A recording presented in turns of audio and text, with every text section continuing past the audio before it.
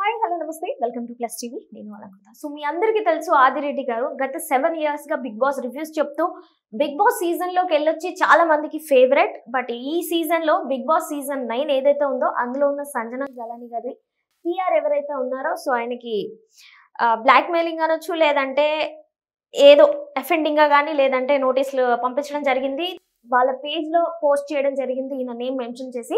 అంటే ఈయన చెప్పిన తప్పేంటో నాకైతే అర్థం కావట్లేదు, కాబట్టి ఒకసారి దీని గురించి క్లియర్ కట్ గా మనం అయితే మాట్లాడుకుందాం. అంటే టాప్ ఎవరైతే ఉన్నారో వాళ్ళని టార్గెట్ చేద్దాం అనుకుంటున్నారా అనిపించింది నాకైతే. ఆయన చాలా బెటర్ రివ్యూయర్ నా ఒపీనియన్ మాత్రం. బట్ దాని గురించి మాట్లాడడానికి దాసర్ విజ్ఞాన్ గారు ఉన్నారు. Hi sir. Hello sir. Adireddy గారు జనరల్ గా బిగ్ బాస్ రివ్యూస్ చేస్తారు గత 7 years గా. ఆయన రివ్యూస్ చూసినప్పుడు అసలు మీ ఒపీనియన్ ఏంటి సార్ జనరల్ గా? ఈయననే కాదు కొంతమంది, సరే ఈయన గురించి మాట్లాడుకుందాం. He don't know what is right and what is wrong. తను ఏదైతే అనుకుంటాడో అదే నిజమని నమ్మి తన ఫాలోవర్స్ ని కూడా ఇదే కరెక్ట్ అని పోర్ట్రే చేస్తాడు. అది ఇక్కడ ఉన్న ప్రాబ్లం అన్నమాట. అంటే బయట ఎవరన్నా బాగా మాస్ పాపులర్ తో హౌస్ లోకి వస్తారో వాళ్ళు ఆడినా ఆడకపోయినా వాళ్ళంటే ఇతనికి సాఫ్ట్ కార్నర్ ఉంటుంది. లాస్ట్ టైం షణ్ముఖ్ జస్వంత్ గురించి మాట్లాడితే అసలు ఎంత ప్రేమ ఒలకపోసాడు అంత ప్రేమ ఒలకపోసాడు. ఆ షణ్ముఖ్ జస్వంత్ కూర్చుంటే లేవడు, లేస్తే కూర్చోడు, ఎప్పుడు వాటర్ బాటిల్ టాస్క్ కార్డు ఏం ఆడు. కానీ బయట ఓట్లు పడతా ఉంటాయి. అంటే ఏదో యూట్యూబ్లో కొంచెం ఫేమస్ అని అలా పడతా ఉంటాయి. అంటే ఓట్లు పడ్డంత మాత్రాన వాళ్ళు తోపు అనుకుంటాడు. అది ఆ మైండ్ సెట్ ఉన్న వ్యక్తి అంతే. ఆట అని ఎపిసోడ్ రాగానే ఇట్లా మొత్తం చూసి తర్వాత ఏం జరిగిందంటే ఆమె లేచింది, ఆమె కూర్చుంది, ఆమె పడుకుంది, వదిలేసింది. ఇలా లేవకుండా కూర్చున్నప్పుడే ఇటు తిరిగి పడుకుంటే బాగుండేది, లేచి అనవసరంగా అటంతా తిరిగి వచ్చి పడుకుంది. నీకెందుకు? వై? నీకు అనిపించిందే అక్కడ వాళ్ళు చేయాలని కోరుకుంటాం. వాళ్ళు అలా చేయకపోతే వాళ్ళు చేసింది తప్పని ఫీల్ అవుతాం.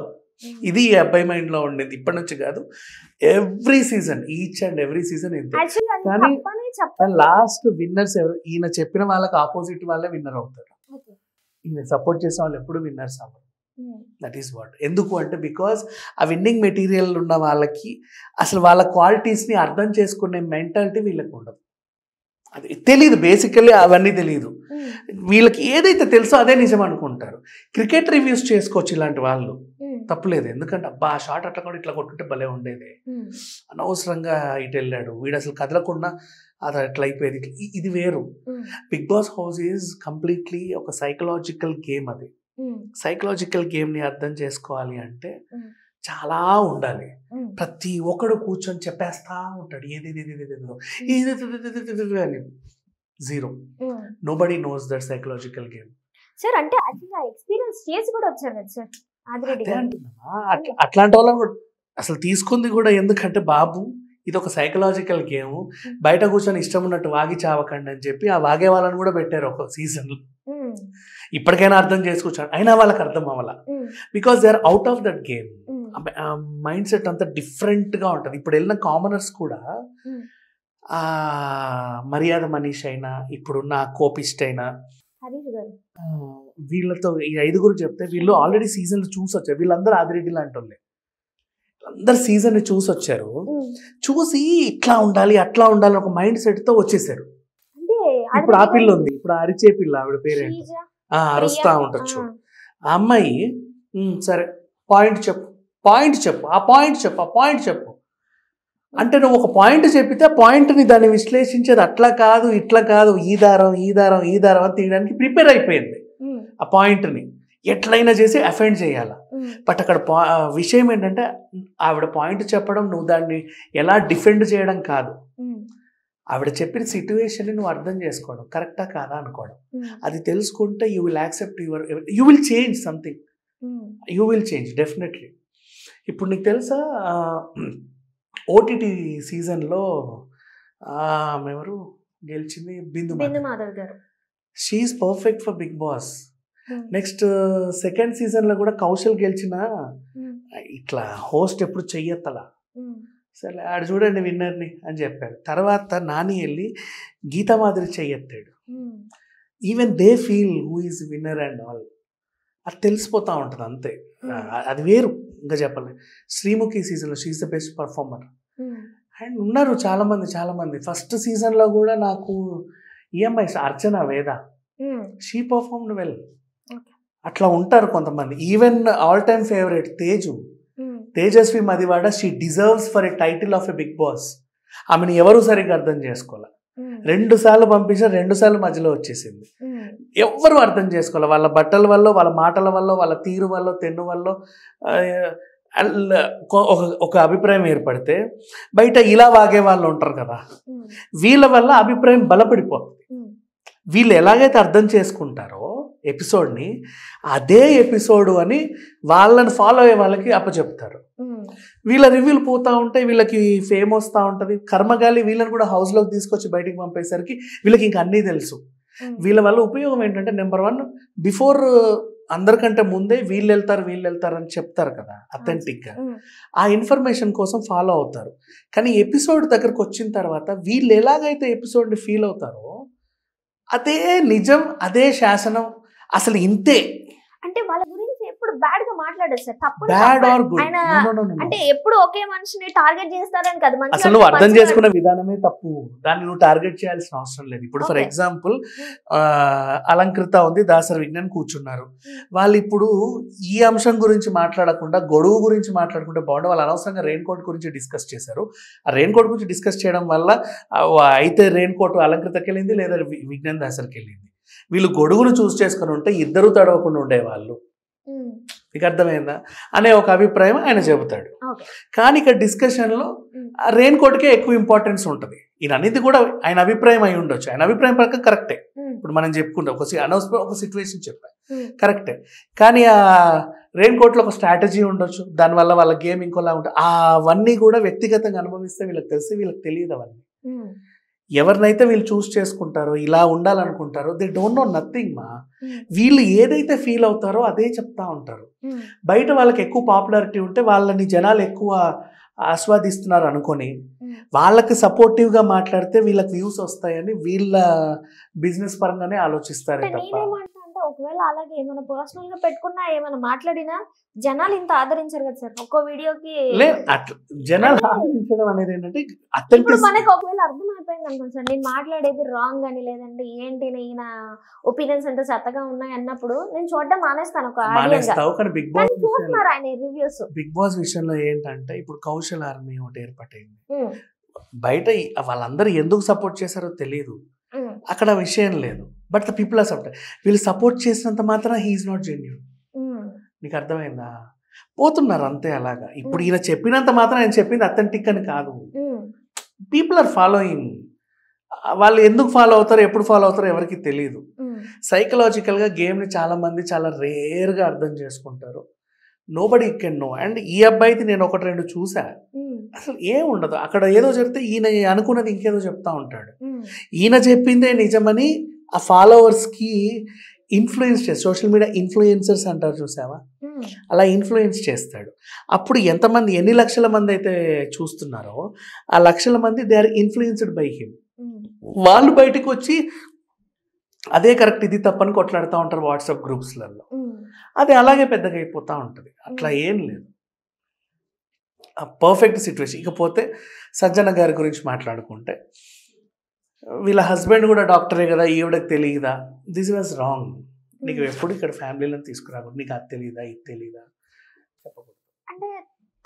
నీ విశ్లేషణ షో గురించే మాట్లాడాలి, కానీ వాళ్ళ మెంటాలిటీస్ గురించి మాట్లాడు. Mentalities are their personal. అంటే ఇప్పుడు వాళ్ళ హస్బెండ్ కి తెలియదా అనడం అక్కడ తప్పైపోయింది. వాళ్ళ హస్బెండ్ అనే కాదు, వాళ్ళ మెంటాలిటీ గురించి కూడా మాట్లాడద్దు. సంజన యాక్చువల్గా వంకాయ కూర తినింది, అలా కాకుండా వంకాయ కూరని రేపు తిని ఉంటే బాగుంది. ఆవిడ తినాలనిపించింది, తినింది. నువ్వెవరు చెప్పడానికి రేపు తిని ఉంటే అంటే వాళ్ళ పిఆర్ వాళ్ళ నోటీసులు పంపించింది, ఆమె అది తిన్నది ఇది తిన్నదని కదా, వాళ్ళ హస్బెండ్ గురించి మాట్లాడారు. ఎగ్జాంపుల్సే చెప్తున్నా. సో నువ్వు మాట్లాడే ప్రతిదీ కూడా అంటే, అండ్ ఆ మాటల్లో కూడా అంటే ఒక కంటెస్టెంట్ అంటే చాలా అది వాళ్ళ చీప్, వాళ్ళు ఎందుకు పనికిరారు, అసలు వాడు మనిషే కాదు అన్నట్టు ఫేస్ ఎక్స్ప్రెషన్స్ కూడా వెళ్ళిపోతాయి. ఆ వాయిస్లో టోన్ కూడా అలా ఉంటుంది. న్యూట్రల్గా these people cannot tell, they can't portray. వాళ్ళు చెప్పాలనుకుంది వాళ్ళకి తెలియదు. వీడు ఏదైతే మైండ్లో నమ్ముతాడో బలంగా దాన్ని అలాగే ఆత్మావలోకనం చేసుకొని అదే ఎక్స్ప్రెషన్తో అదే టోన్తో వాళ్ళు డెలివరీ చేస్తారు. ఇది అవతల వాళ్ళకి అభ్యంతరకరంగా ఉంటుంది. ఓకే, సో అంటే ఇంతమంది రివ్యూవర్లు ఉన్నప్పుడు ఈయన ఎక్కడా కూడా తప్పుడుగా మాట్లాడు, ఆయన ఒపీనియన్ ఆయన చెప్తాడు జనరల్ గా. తప్పుగా మాట్లాడుతుంటే మేబీ నువ్వు ఆయన ఫాలో అవుతావేమో, నీకు అనిపించి ఉండొచ్చు. చూస్తాను, నాకు గేమ్ ఆడితే ఆడిందని చెప్తారు, ఆడలేదంటే ఆడలేదని చెప్తారు. కానీ ఆ చెప్పే దాంట్లో ఒక టోన్ ఉంటది, వీటి అభిప్రాయాలు ఉంటాయి పర్సనల్ గా, దానికి మనం ఇన్ఫ్లుయెన్స్ అవ్వకూడదు. ఇది నేను చెప్పదలుచు. అంటే ఇంకొకటి సార్, జనరల్ గా వ్యూవర్షిప్ ఎక్కువ పోతాయి కాబట్టి ఈయన టార్గెట్ అయినా, ఇంకా చాలా మంది రివ్యూవర్స్ ఉంటారు. ఎగ్జాంపుల్ సార్, చాలా మంది రివ్యూవర్స్ ఉంటారు, ఈయన కొంచెం మర్యాద ఇచ్చి మాట్లాడతారు చాలా చక్కగా. మిగిలిన వాళ్ళు అసలు అలా కూడా ఏంటి సంజన ఏంటి అంటే ఆ టైప్ ఆఫ్ లో మాట్లాడతారు. అలాంటి వాళ్ళకి నోటీసులు వెళ్ళకుండా ఈయనకి వెళ్ళడానికి రీజన్ ఏంటనేది అదే చెప్తాను. దీంట్లో కూడా ఈయన టార్గెట్ చేయడం అది ఏమీ లేదు. ఈయన మాట్లాడేదే కరెక్ట్ అని ఇన్ఫ్లుయెన్స్ అయిన వాళ్ళు అలా అనుకుంటారు అంతే. మాట్లాడే టోన్, స్లాంగ్ దాంట్లో డిఫరెన్స్ చాలా ఉంటది. అండ్ ఇంకోటి, వెటకరంగా మాట్లాడే వాళ్ళు ఉంటారు. ఎవరు ఉన్నారు వెటకరంగా? నేను వెటకరంగానే మాట్లాడతాను. ఫర్ ఎగ్జాంపుల్ నేను వెటకరంగానే మాట్లాడతాను. ఏంటిది ఈ పనికి మళ్ళీ సంతంతో వచ్చారు, డిఫరెంట్ లాంగ్వేజెస్ లో మాట్లాడారు. ఇంకెవరెవరో ఉన్నారు కొంతమంది మాట్లాడతారు, బట్ అది వేరు. Personal targeting is different, something. ఇంకా లాస్ట్ సీజన్ లో నిఖిల్ వాళ్ళు వెళ్ళిన సీజన్ లో సోనియా అనే ఒక అమ్మాయి ఉండేది. అమ్మాయి కేసు పెట్టిందంట యాక్చువల్ గా ఆదిరెడ్డి గారి మీద. ఆదిరెడ్డి గారు వాళ్ళు ఇలా చాలా బ్లేమ్ చేశారు, అసలు వాడి గురించి మాట్లాడలేదు. మీకు తెలిసే ఉంటది, యష్ సోనియా గారు అని చెప్పేసి. సోనియా ఒక అబ్బాయిని పెళ్లి చేసుకుంది రీసెంట్. మేబీ పెడితే పెట్టుండొచ్చు, but whatever, don't target them personally. And వాళ్ళ మెంటాలిటీస్ గురించి మాట్లాడే హక్కు ఎవరికి లేదు. నీ మెంటాలిటీ గురించి కూడా నేను మాట్లాడే హక్కు నాకు లేదు. ఇప్పుడు నువ్వు మాట్లాడే ఈ అబ్బాయి మెంటాలిటీ గురించి కూడా నాకు మాట్లాడే హక్కు లేదు చెప్పాలి అంటే. But why I'm talking is, influencer అనే పదం అటాచ్ చేసుకున్న వాళ్ళు, వాళ్ళకు కొంతమంది ఫాలోవర్స్ ఉంటే వీళ్ళు ఏం చేస్తున్నారంటే, వాళ్ళు ఫాలో అవుతుంటే మనం చేసేది చాలా గొప్ప విషయం అనుకుని అలాగే చేస్తున్నారు. నాకు ఇక్కడ ఒక ఎందుకులే ఈ అబ్బాయితో మళ్ళీ పర్సనల్గా మాట్లాడాలన్నా, వీళ్ళకి ఇంకా వేరే ఛానల్స్ కూడా ఉన్నాయి. తన వైఫ్ తన సిస్టర్ కూడా ఓ ఛానల్ నడుపుతూ ఉంటారు, వాళ్ళకు కూడా కొన్ని వ్యూస్ వస్తాయి. తను కూడా ప్రమోట్ చేసాడు వాళ్ళని, వంటలో ఏవో పెడతా ఉంటారు. ఒకసారి వీళ్ళకున్న జ్యువెలరీ అంతా చూపించారు. అలా చూపించకూడదు, అది అమాయకత్వం. జనరల్ గా అందరూ చేస్తారు మా హోమ్ టూర్స్. అమ్మాయికి కళ్ళు కనపడవు, అవునా? నువ్వెప్పుడు నీ బిజినెస్ పనుల మీద ఎక్కడ ఉంటావో తెలియదు. పైగా జ్యువెలరీ చూపించిన తర్వాత నువ్వు బిగ్ బాస్ హౌస్కి కూడా వెళ్ళొచ్చావు అంటే, ఆ ఇంట్లో మగదిక్కు ఎవరు లేరు, ఇద్దరు ఆడవాళ్ళు ఒంటరిగా ఉంటారు. అందులో ఒక అమ్మాయి కళ్ళు పెద్ద అయినా కదా, అందులో ఒక ఆవిడ కళ్ళు కూడా కనపడవని నువ్వు ఆల్రెడీ రిజిస్టర్ చేసావు. నీటికి ఎవడం దొంగలు పడితే ఏం చేస్తావు? గొప్పగా చూపించుకున్నావులే, సంతోషమే, అందరూ చూపించుకుంటారు కాబట్టి. చాలా అమాయకత్వం ఇది. You should never show that. వేరే సెలబ్రిటీస్ చూపించుకున్నారు, కానీ వాళ్ళందరూ గేటెడ్ కమిటీలో ఉంటారు. అది వేరు ఇది వేరు కదా. నువ్వు సొంతంగా ఇల్లు కట్టుకున్నావు, ఎక్కడో పెద్ద ఇల్లు కట్టుకున్నావు, మొత్తం చూపించావు, అంతవరకు ఓకే, హ్యాపీ. అంతకు ముందు మన హోమ్ టూర్స్ చేసినప్పుడు కానీ మనం ఇంకేం చేసినప్పుడు, మనం కొన్న బంగారం, మనం కొన్న చీరలు, we should never show that on media. వీళ్ళు ఏం చేస్తారంటే హోమ్ టూర్స్ చేసి అన్ని చూపించుకుంటారు. హాయ్ గ్యాస్, పండగ ఊరు వెళ్తున్నామని చెప్తావు, దారిలో ఎక్కడికి వెళ్తున్నావో చెప్తావు, ఎప్పుడు తిరిగి వస్తావో కూడా చెప్తావు. మీ ఇంట్లో గేటు దగ్గర నుంచి ఈ గేటుకి ఎందుకు ఈ కలర్ వేసామంటే, ఎందుకు ఈ సైజులో పెట్టామంటే, ఎందుకంటే ఇలా తీయడానికి వేయడానికి ఈజీగా ఉందని చెప్తావు. ఈ మెట్టెక్కితేనే అక్కడికి వెళ్తామని చెప్తావు. వెనక నుంచి కూడా నీ ఇల్లంతా చూపిస్తావు, కిచెన్ చూపిస్తావు, అన్నీ చూపిస్తావు. ఎప్పుడు వెళ్తున్నావో చెప్తావు, ఎప్పుడు వస్తున్నావో చెప్తావు. ఇంకా అవ్వవా అమ్మ అవ్వాల్సినవి. పైగా ఇంకోటి, ఇప్పుడు పండగల సీజన్, తాళాలు వేసుకొని అందరూ పోతారు, దొంగలే పడతారు ఇళ్ళ మీద. పైగా వర్షం పడుతుంది, ముసుకేసుకున్న ప్రతి ఒక్కడు వర్షం నుంచి కాపాడుకోవడానికి కదా, అందులో దొంగలు కూడా ఉంటారు, అవునా? తలుపు కొడతారు, సడన్గా తలుపు కొడతారు, చేతిలో పార్సల్ ఉంటుంది. నేనే పట్టుకు అమెజాన్ పార్సల్ డబ్బా పట్టుకుంటాను, కొట్ట మీ పేరు మీద పార్సల్ వచ్చినట్టు, ఏం పేరు అంటే, మీరు మోహిని, మీరు మోహిన ఏది ఇవ్వు అని చూసేలోగా మెడలో తీసుకొని వెళ్ళిపోతాడు. ఏం చేస్తావు? ఎంతసేపు క్రైమ్స్ అవ్వడానికి? సో నీకు అంత సెన్స్ కూడా లేదు. సో బేసిక్గా ఇలాంటి వాళ్ళని నేను అలా చూస్తా. నువ్వు గొప్పగా చెప్పుకున్నావు, సంతోషమే, నీకు అంత ఉంది, నా సంపాదన ఎంతో తెలుసా, నాదేంటో తెలుసా, ఇదేంటో తెలుసా, ఇవన్నీ చెప్పకూడదు. కొన్ని ఉంటాయి మనిషి దాచుకోవాల్సినవి. నీకు ఛానల్ ఉన్నంత మాత్రం అన్నీ చెప్పాలని కాదు, జీవితాన్ని జీవించాలి, ప్రదర్శించకూడదు. నీకు చాలా సాఫ్ట్ కార్నర్ ఉందేమో నాకు తెలియదు, నాకు అర్థమైంది, అది నాకు తెలుస్తా ఉంది. I have seen these things కదా, మనం ఎన్నో క్రైములు చూస్తూ ఉంటాం. అన్ని చెప్పదు, వీళ్ళు జీవితాన్ని జీవించట్లా, ప్రదర్శిస్తున్నారు. ప్రదర్శించదు, జీవితం జీవించడానికే ఉంది. నీ వరకు నువ్వు జీవించుకుంటూ ఏది చెప్పాలో అది చెప్పుకుంటే ఎంతో గొప్ప సంపాదించు. సైన్స్ నాలెడ్జ్లు మిగతావి కూడా పంచుకునే వాళ్ళు ఉంటారు. ఇల్లు వాకిలి పొలాలు గట్రా అందరికి అవసరంలా. అది మనకంటూ మన జీవితంలో కొన్ని పర్సనల్స్ ఉంటాయి. అంతవరకు మనం పర్సనల్గానే ఫీల్ అవ్వాలి. వాటిని కూడా అన్ని ప్రదర్శించొద్దు. దానివల్ల డ్యామేజ్ ఎక్కువ ఉంటుంది. నీకు మహా అయితే లైక్స్ అబ్బాయి ఎంత బాగుందో గొలుసు, ఎంత బాగుందో రింగ్ అంటారేమో కానీ అనేవాళ్ళు నీ ఫాలోవర్స్ ఉంటారు, కన్నేసే వాళ్ళు వేరే వాళ్ళు ఉంటారు. నేను ఈయనకే చెప్పట్లా, చాలా మందికి చెప్పా. అట్లాంటి వాళ్ళు వీడియోస్ పెడితే నాకు వాళ్ళలో అమాయకత్వం కనిపిస్తుంది, వాళ్ళకి తెలివి లేదు అన్న ఫీలింగ్లో నేను ఉంటా. అది ఇక్కడ కూడా అయ్యింది కాబట్టి నేను నిజంగా అలాగే ఫీల్ అవుతుంది. నేను చూడు మా ఆవిడకి ఎంత కొన్నానో, మా చెల్లంటే నాకు ఎంత ప్రేమో నువ్వు ప్రదర్శించొచ్చావు. దానివల్ల లాస్ ఎక్కువ ఉంటుంది నీకు. రేపటి మళ్ళీ నువ్వే పోలీస్ స్టేషన్ చుట్టూ తిరగాలి, అది పోయింది ఇది పోయింది అని. సరే, ఇంకొకటి ఈయన ఏదైతే నమ్ముతాడు, ఇప్పుడు అలంకృత నువ్వే ఉన్నావు, నీ గురించి ఈరోజు అలంకృత పర్ఫార్మెన్స్ అసలు అబ్బాబ్బా అంటాడు. నాకు నచ్చదు, ఏంటి అమ్మాయి ఇలా బిహేవ్ చేస్తుంది అనుకుంటా. కానీ ఈయనను ఫాలో అయ్యే 20 లక్షల మందికి నీ పర్ఫార్మెన్స్ బాగున్నట్టే, బాగున్నట్టే. అట్లా సైకలాజికల్గా గేమ్ని చూడడం ఈ అబ్బాయికి తెలియదు. సైకలాజికల్గా అస్సలు తెలియదు. చాలా కంటెస్టెంట్లతో చూసా. బిందు మాధవి టైంలో కూడా బిందు మాధవి చాలా ఆశయించుకున్నాడు, కానీ ఆమె ఎందుకు విన్నర్ అయిందో ఈయనకు తెలియదు. బిందు మాధవ్ ఆపోజిట్గా ఉన్న వాళ్ళు ఎవరికి ఆట ఆడడం రాదు. She's a perfect contestant. ఇన్ని సీజన్స్లో ఓటీటీలో ఫస్ట్ లేడీ విన్నర్, అన్ని రైట్స్ ఉన్నాయి ఆమెకి విన్నర్ అవ్వడానికి. ఆవిడే విన్నర్ అని మాకు 4th వీక్ 5th వీక్ అర్థమైపోయింది తన గేమ్ చూస్తే. బట్ వీళ్ళకి విన్నర్ అయినా కూడా అర్థం కాదు. అట్లా ఉంటుంది. సో సైకలాజికల్గా these people don't know how to see Bigg Boss. వీళ్ళు ఏదైతే ఫీల్ అవుతారో అది పోర్ట్రే చేస్తారు. వీళ్ళ ఫాలోవర్స్ కూడా అదే బలవంతంగా నమ్మిపిస్తారు. వాళ్ళు ఆ నమ్మకం మీదే లాస్ట్కి వీళ్ళు అనుకున్న వాళ్ళు కంటెస్టెంట్లు కాకుండా ఇంకెవరన్నా వస్తే వాళ్ళు జీర్ణించుకోరు. ఈ షో అటర్ ఫ్లాప్, అసలు అన్ని సీజన్స్లో ఇది అటర్ ఫ్లాప్ అనేస్తారు, కానీ అదే పెద్ద హిట్. వీళ్ళ ప్రపంచంలో ఉండిపోతారు. అండ్ ఇంకోటి, నా మొదటి నుంచి కూడా ఈ సీజన్ అబాబాబా అంటున్నారు, అంత టీఆర్పీ రావట్లా, ఏమీ లేదు అక్కడ. కొద్ది గొప్ప సంజన వల్ల 2-3 వారాలు అయితే ఉన్నాయి, ఇంకా ఏం లేదు. ప్లేన్గా వెళ్తుంది, టీఆర్పీ రావట్లేదు.